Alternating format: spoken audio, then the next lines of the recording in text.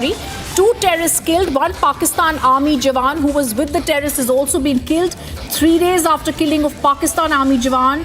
Video services of Pakistan Army officials at Janaza of killed soldiers. Havaldar Sajjad Khoja has now been killed along with two terrorists in area opposite to Rajouri. Commander 2 POK Brigade attends final rites of Havaldar Sajjad Khoja. We're going to go across to Gursimran to give us more details in Jammu. Gursimran, give us more details as India strikes back.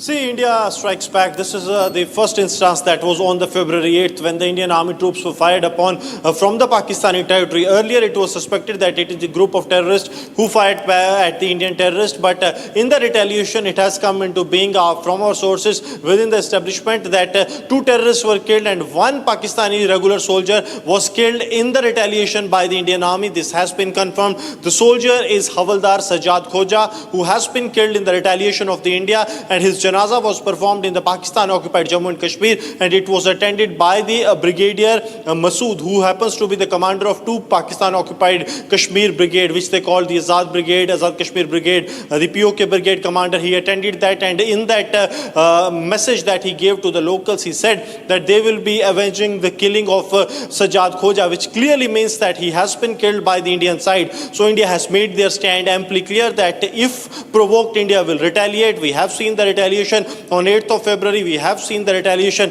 yesterday in the Poonch sector where the Pakistan attempted to break the ceasefire and it was given a befitting reply.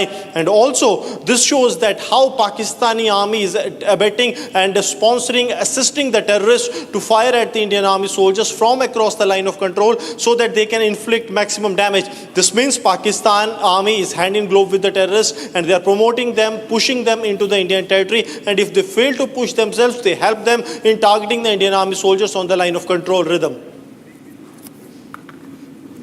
All right. Thank you for giving us those details. I'm going to try and go across